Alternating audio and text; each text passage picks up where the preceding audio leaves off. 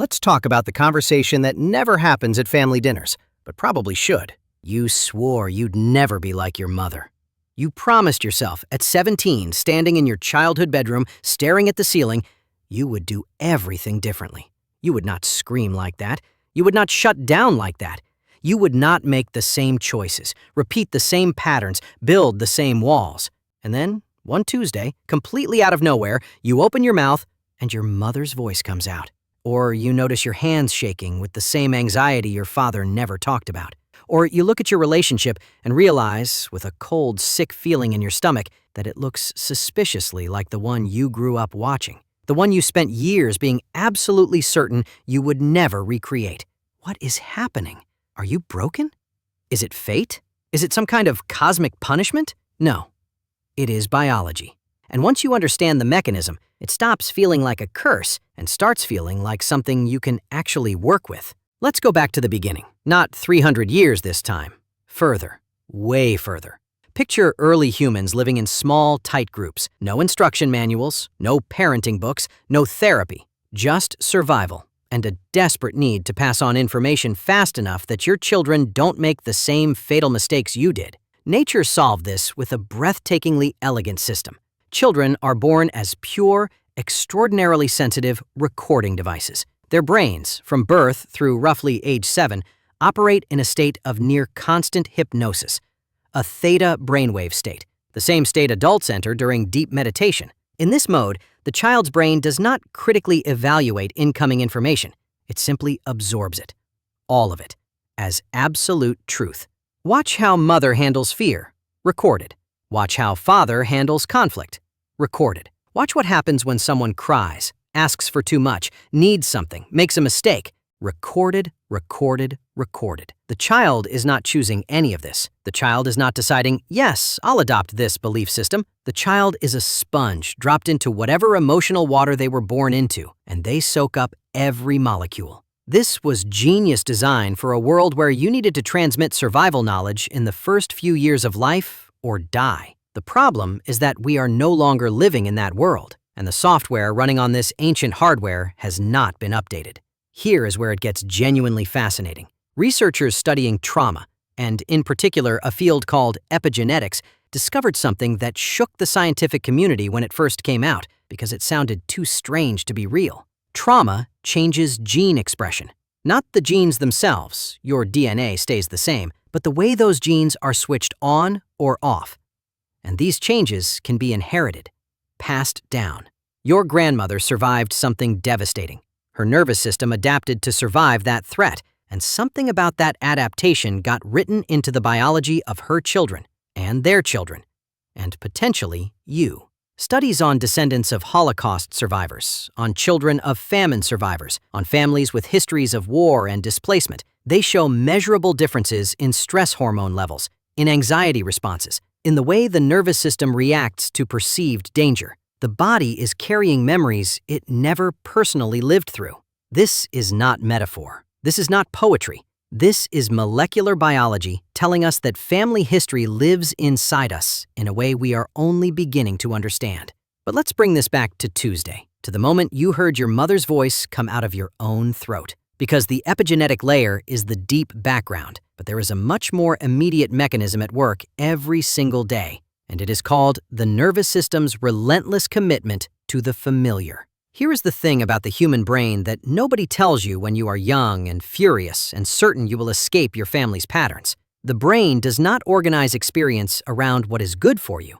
It organizes experience around what is known, what is predictable, what it can anticipate and therefore survive. Chaos feels dangerous. Newness feels dangerous. Calm, ironically, can feel dangerous. If you grew up in a household where calm always preceded explosion, your nervous system learned that peace is just the quiet before something bad. So your system will, completely unconsciously, manufacture tension. Find the problem.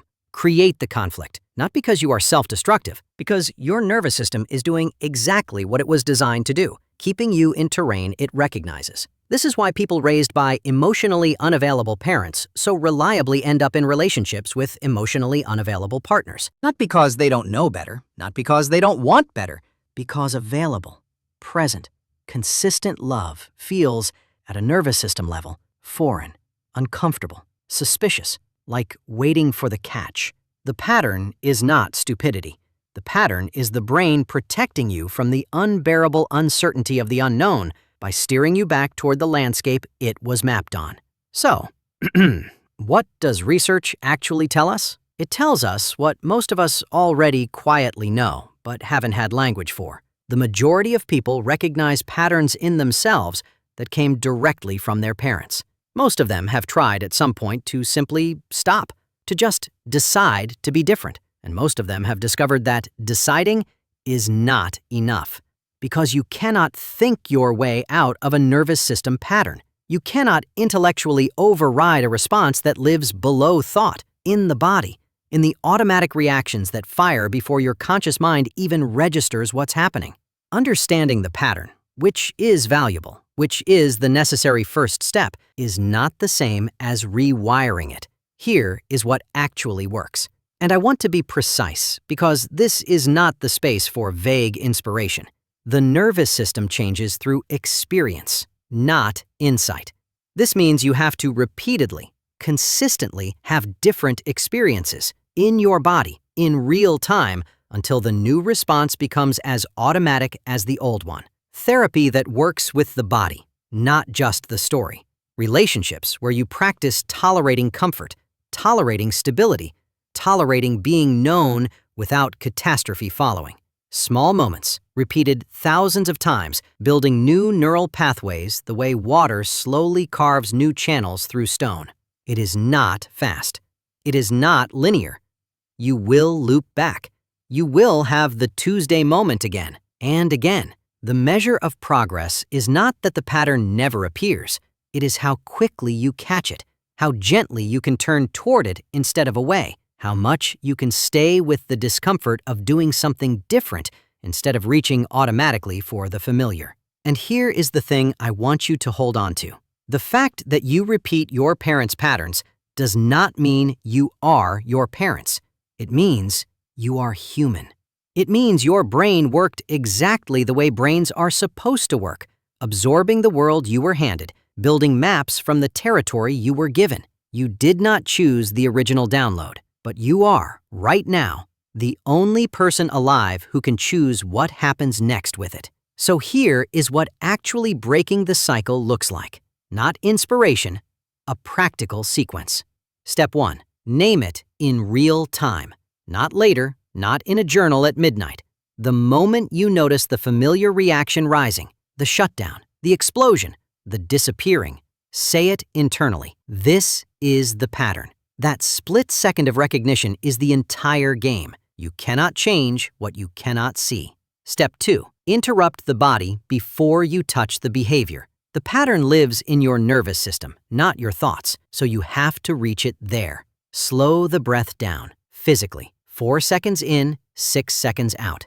This is not relaxation advice. This is you manually switching your nervous system out of the automated fear response long enough for a different choice to become possible. Step 3. Do the opposite of what is automatic once. Not forever, just this time. If the pattern is to go cold and pull away, stay in the room. If the pattern is to escalate, lower your voice. One different action, repeated across hundreds of small moments, is how new neural pathways actually form. Not insight. Repetition. It is not fast. You will loop back. You will have the Tuesday moment again. The measure of progress is not that the pattern disappears. It is the shrinking gap between the reaction and the moment you catch it. The cycle does not break itself, but it breaks. And now you know exactly where to start.